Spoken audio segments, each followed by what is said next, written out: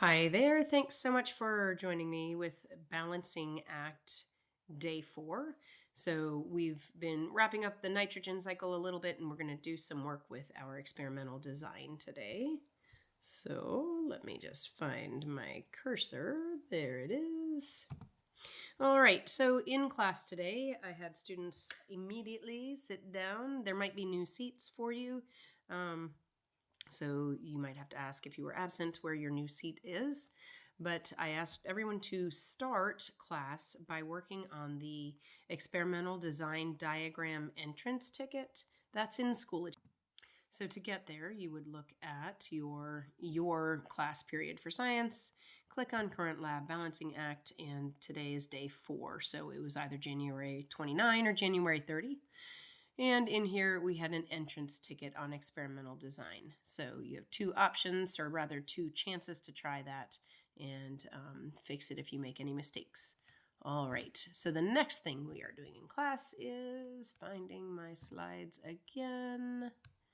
And these are my slides. So I am going to click on and move to the next slide. And the next thing we talked about was we have an upcoming test on the nitrogen cycle. So depending on your class, whether you're even period or odd period, it could be February 2 or February 5. So Friday, February 2 for my even classes, Monday, February 5 for my odd classes. That's already listed in Schoology. It's possible you will get an extra day to study, and it might be the next class. But this upcoming test is going to cover all aspects of the nitrogen cycle and also our experimental design practice. So just some quick reminders about nitrogen cycle. We want to think this changes nitrites into this in the soil.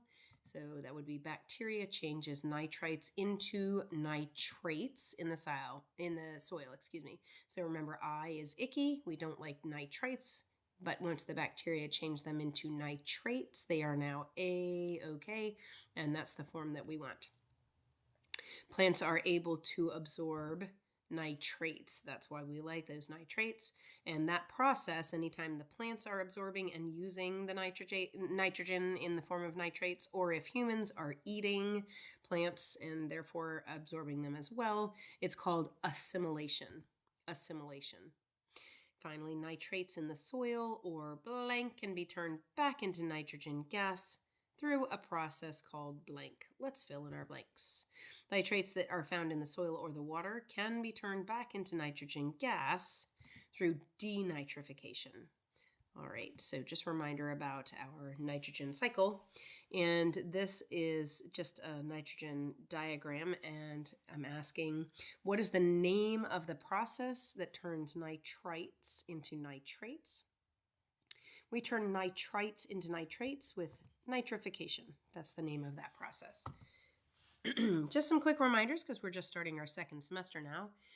Always remember to turn your work in on time. If you turn it in late, you can still get credit, but you'll lose 10%. And it might take me a little bit of time to grade it. If I haven't graded it after a week or so, though, please feel free to send a polite email asking if I've had a chance to grade whatever assignment it is. Please be polite, but realize that, yes, maybe I lost your email. Usually, if I make a change to SIS on your behalf, I will send you an email for you to know. All right, the other things to remember are that if you're absent, it is your responsibility to go through all slides or the class video from that day or any other materials that you can find in Schoology. You want to make sure you make up all work. And if there was a test that day, you need to schedule it. Usually I'm a little bit graceful, or I give you a little bit of grace is a better way to say that, because I know if you were absent, you missed several classes, but you need to get that set up right away, please, so that you are not too far behind. And you can always send email to me either at fcps.edu or in our Schoology email as well. All right, so some quick reminders about experimental design after you have finished your warm-up entrance ticket. If I want to know which one of these words or phrases is talking about the one thing a scientist changes in an experiment, the one thing that the scientist changes is a variable, right? Because it's something that changes. But if I am the scientist and I am making that change, I is for me and I is for independent variable. Okay, the scientist is going to change one thing. That's the independent variable. And of course, only change one thing, please. Okay, next. What do scientists keep exactly the same in an experiment? The constants are always going to be the same. For whatever experiment you're doing, you will change your one variable, but you want to do everything you can to keep your other elements of the experiment constant so that you know what you are testing for. All right, what does a scientist observe and measure in an experiment? How is the scientist getting data? What are they going to record? If you're recording data, you are finding your dependent variable. So whatever you measure, whatever data you get is D for data, D for dependent variable. What is a scientist's prediction about what they think will happen in an experiment? The whole reason you're doing the experiment is you have some suspicions, you have some guesses about what's going to happen. That's going to be your hypothesis. And of course, we're going to say that hypothesis using if and then. If this happens, then that will happen.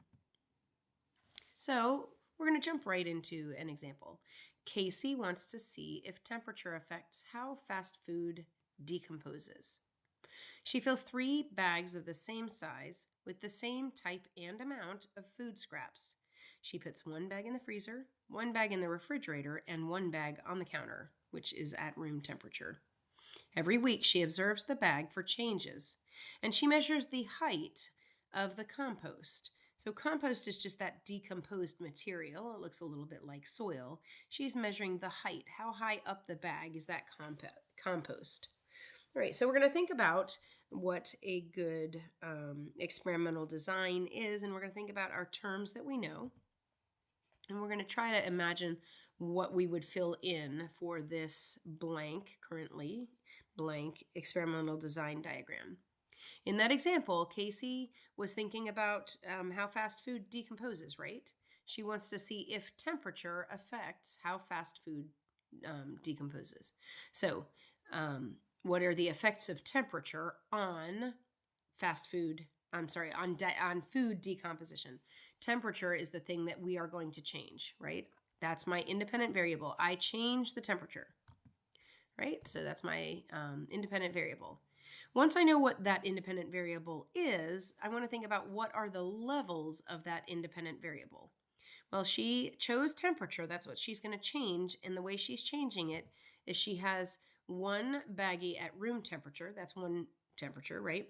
1 baggie in the freezer at freezer temperature, and 1 baggie in the refrigerator at refrigerator temperature. So she has 3 different temperatures, 3 levels. When we ask about our control group, we are trying to think about what we're going to compare everything to. So we're going to compare the freezer version to room temperature, and we're going to compare the refrigerator version to room temperature so that we can see if there was a difference between those 2 temperatures and room temperature or doing nothing at all. All right, your dependent variable is always going to be the thing you are going to measure or record. It's finding out how your variable has affected the whole experiment. How did your test subject respond to the changes in temperature, for example?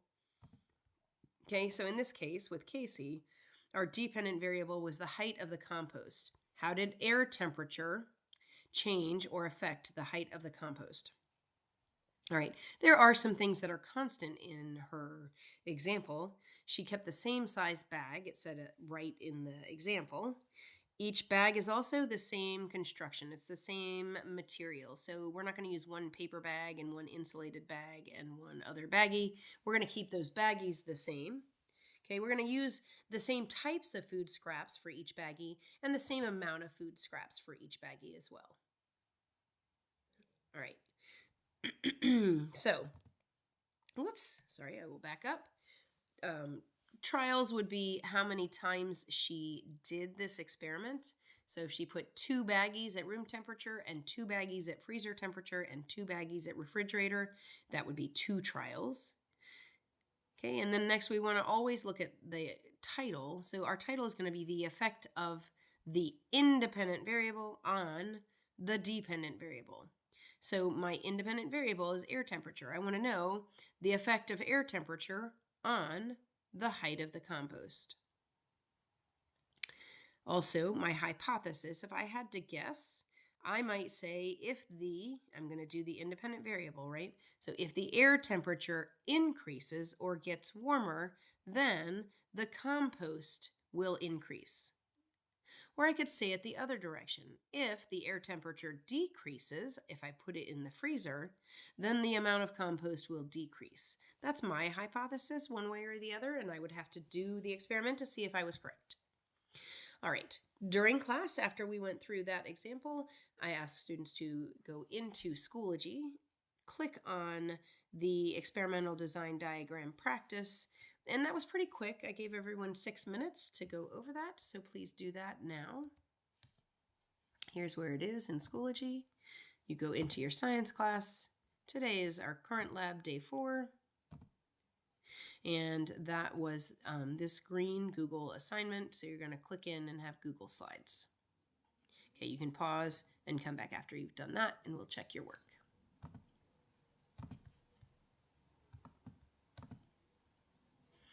All right, so checking the work.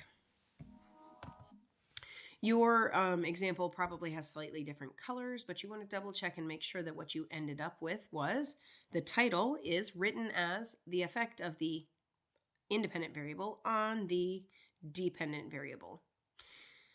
Then when we think about hypothesis, remember that's the educated guess, the best guess, and we're going to say what the scientist thinks is going to happen, and it's written in an if-then statement. If this happens, then that will happen.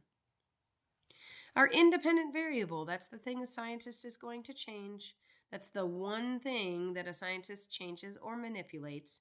And remember, you're only going to change one thing because you want to be testing only one thing so that you can figure out if whatever you're using to change it actually had an effect. Levels of the IV, that's going to be the different groups or levels that your independent variable is broken down into. So with our example just now with Casey, she decided temperature was her independent variable. She was going to change that. The levels that she used in the end, she decided to use the freezer, so super cold, the refrigerator, pretty cold, and room temperature, not particularly cold. All right, repeated trials, the number of trials you have. It talks about how many subjects you had at each level of the independent variable, or how many times you did that experiment. Oops, sorry. All right, and then when we look at our dependent variable, that's always going to be what the scientist observes or measures or records. How does that scientist get data?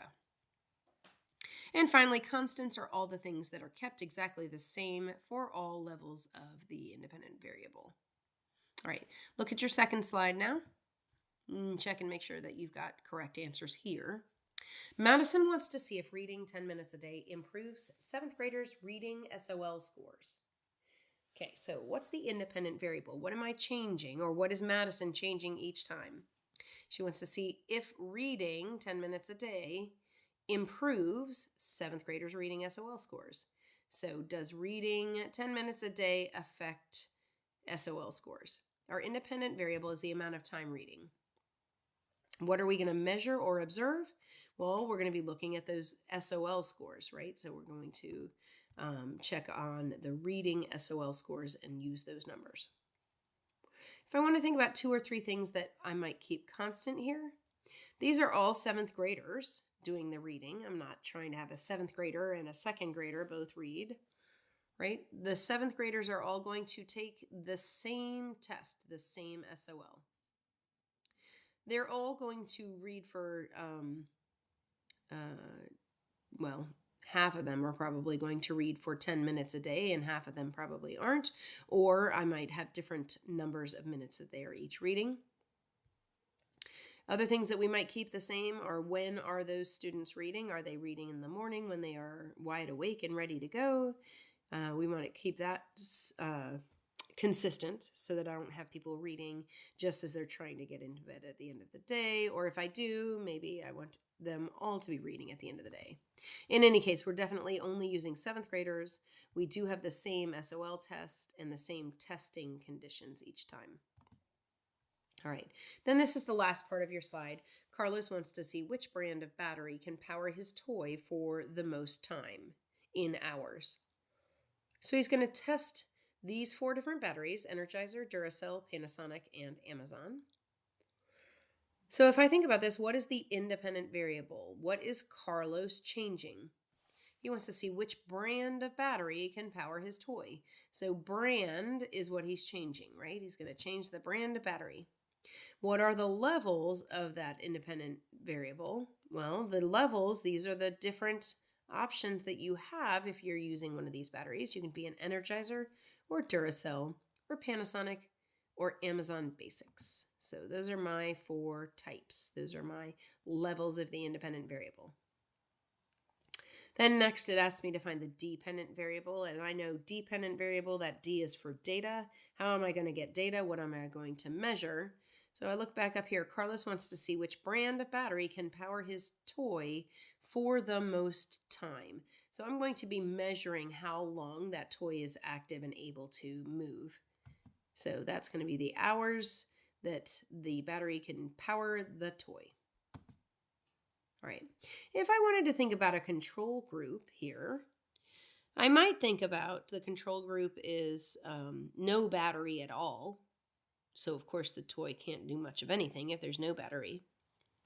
Or I could maybe say that my Energizer battery is the control. Whatever control you do, it's something that you're comparing everything else to. So you need to know that in advance. So maybe your family household only buys Energizer, and you wonder if we need to move on and buy different kind of batteries. So you're going to compare everything to Energizer in that case. Your control group is whatever you are comparing everything to. All right. So in some class periods, we actually worked on an in-classroom exploration of different scenarios first, and then we did our experiment with cars. But for some of the classes, we actually did the experiment with cars first because we just wanted to make sure everybody had time. So if we do our experiment with cars, little toy cars, we need to do our experiment and we need to know that we're going to put our data someplace. So I know that I'm going to let a car roll along a ramp. So let me show you that video. Okay. Car is going to roll along the ramp, and it will likely keep going. I'm measuring how far can that car travel. And the thing I'm going to change is how high up and down this ramp is. Okay, so we're going to decide how high up and down it is by, we're going to set it on the floor, and then we're going to run the car down that ramp. Then we're going to set our ramp on 1 book and run the car down the ramp. And then we're going to set our car on 2 books and run the car down the ramp. Every single time we will measure how far the car went after it went horizontal. All right. So I'm going to back up and just say this is our data table. So I'm going to take my little toy car out into the hallway, and I'm first going to let it go down a ramp when I have no books under my ramp. Then I'm going to do that 3 times. So the first time I'm going to write my distance here in centimeters. Then I'm going to write my second distance here and my third distance here. Next, I want to know what happens if I have 1 book under there. So I'll put 1 book underneath my ramp. And trial 1, I'm going to record here. After I pick up my car and roll it again, I'm going to record that here. And trial 3 will go over here. Later on in our next class, we'll actually average this data and figure out what we can do with it. Finally, I want to have my ramp be 2 books high, and I want to see what that does. All right, so that was a data table. It's a table where you record your data. And then, we end up looking at a graph. So you guys will be making graphs. And in this case, I made a graph where each trial that I did is a different color on here. And so as I increased the number of books, then I looked to see how far the car went. and I ended up increasing every single time. 0 books to 1 book, I went up in distance, and then 1 book to 2 books, I went even further. All right, so after you double check your work that you did in the Google Slides and you feel comfortable, go ahead and submit that Google assignment in Schoology. And then I had everybody close computers because we have more work to do. We're going to do this experiment that we are talking about. Everybody got a piece of paper that was the experimental design diagram for how far the toy car, will go depending on the ramp. Okay, so we got to think about what kind of an experiment we're going to do. So the question we want to answer is, how does the height of that ramp affect how far the toy car can travel? Before we can plan, we need to know what materials we have available to us that are going to help us answer the question. So here's what's going to be available to you. You get a toy car, you get some science books, you get a clipboard, and you get a meter stick. Okay, so if you know your materials, look on your piece of paper that says, does incline change how far a toy car can travel? And you see there's a box for materials. You want to write down what materials you can use. Textbooks, toy car, more textbooks, clipboard, and meter stick. Those are the materials that you have available to you. So you would write that right in there. So we're going to complete the experimental design diagram in class, so you won't have to have me check it. We're going to complete it in class just so that we have plenty of time to actually do the experiment. So what you're going to do is gather supplies. Then you're going to find an open space either in the classroom or in the hallway and begin the experiment. You can follow directions on the worksheet from your experiment, the thing that says, what does it say? Does incline change how far a toy car can travel? All right, and so you're going to follow those directions. You can either be in the classroom or in the hallway. Just whatever you do, you want to make sure that you record data.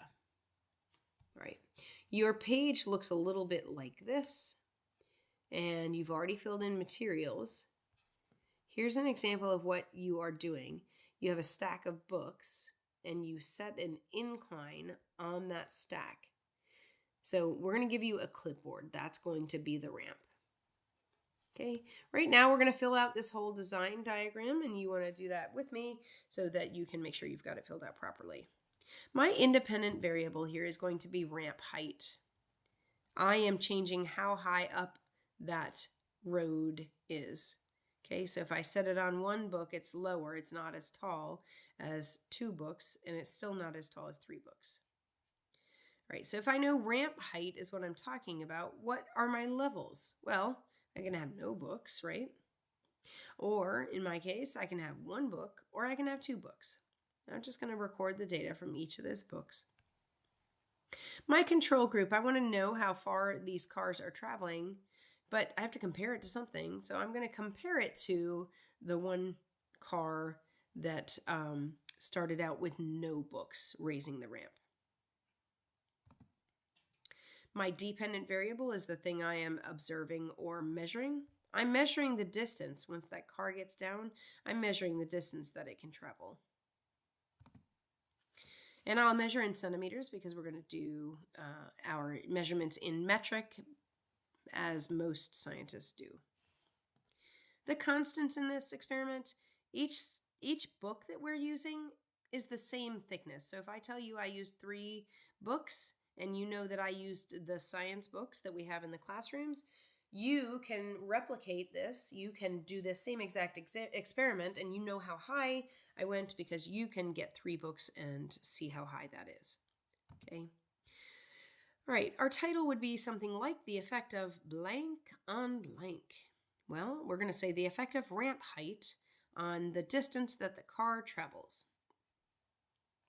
And then please, before you actually go do your experiment, write out your hypothesis. You're just filling in if what, then what. Look at the bottom of this page. So we're going to say if something increases or decreases, then something else will increase or decrease.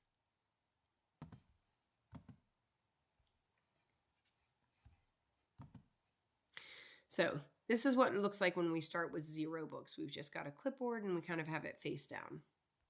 Okay, we're going to use a meter stick. You can measure from the top of this clipboard or from the base of the clipboard. That is up to you. Just whichever way you choose to do it that same way every single time. All right, and then once we have 1 book, we are leaning that clipboard on just 1 book and we'll be measuring. So after this class, when we have class the next time, we're going to analyze our data. We're going to figure out how we can make a graph. Right.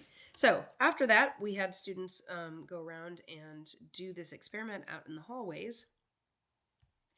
Then students came back into the classroom and we did an around the classroom activity. So I had a blank experimental design diagram form out on everybody's desks so that everybody could kind of look at that and remember what's going to go where on this form. And I'm going to do one example with you in class, and then I'm going to have you go around and look at 8 different situations and try to answer questions that you might have to put on this experimental design diagram. A school wants to see if sending text messages to students to remind them about homework will increase their homework completion. So they break the 7th grade class into 2 groups. One group receives a daily text message which lists their homework assignments, and the other group does not get a text message. They then record how many missing homework assignments students have at the end of the quarter. So let's think about what we might put on our experimental design diagram if we know all of this information. My independent variable, the IV, the independent variable is the thing I change. Okay, so I work at the school. I'm going to change whether or not they get a text message. Okay, that's what I'm changing. I want to know, does sending text messages to students affect how much homework they complete? All right, so levels of the independent variable. If my variable is sending a text message, then yes, it's either sending no text or sending a text. Those are the 2 things that can happen. The dependent variable is the thing I'm going to measure, the thing I'm going to take data on. So let's look up here. One group receives a daily text message which lists homework assignments, and the other group does not get a text message. And then I want to know whether this had any effect on homework completion. So I'm measuring how much homework they managed to do. Okay. I might write my title so that it said the effect of sending text messages reminding students about homework on homework completion. The effect of text messages with a homework reminder on homework completion. My hypothesis, my guess about this is if you send a text message, if you increase the number of messages they get, or if you send a text message at all, then we will have more homework completion. If a student receives a text message about homework, then they will have a higher homework completion rate. All right. If we need a control group for this, we'd have to look at a different kind of situation, I guess. We're thinking, what is my control group? What am I comparing back to? That's your question always with comparing back to. I'm comparing back to how much homework got done when we did not send a text. So that's going to be my control group. There is one. It is when we don't send a text reminder. All right. So with that set up, everybody walked around the room for 12 minutes and completed information about 8 different situations. So we took 12 minutes to do that, and you could work with a partner or all by yourself on this. And you were looking at examples like this one. This is experiment 1, and it says Olina wants to see how the size of a human's eye, the size of a human's eye pupil, the dark spot, responds to different amounts of light. So at 25 watts, that pupil is pretty big. At 50 watts, that pupil is going to get even bigger because now it's going to get smaller because now there's more light. So it has more light and it can be smaller and still see the same things. And then if my light is 100 watts, which is even more light, my pupil will get even smaller, right? So the thing I'm changing is the light. It's the amount of light, 25 watts or 50 watts or 100 watts. And how am I going to test whether there was any difference? I'm measuring pupil size. Okay, the levels of my independent variable, again, they're these 3 different watts that I've got. All right. So I'm going to tell you that the remaining experiments are posted in Schoology as a separate link so that you can check your work. And I'm going to not go through all of that with words because you can certainly look through and read them. But if you have questions, that's a good time to email or come by for Falcon Focus. So you can check your work in Schoology looking at that answer link, and check your work and send questions. Thanks again for checking in and watching this video for Balancing Act Day 4.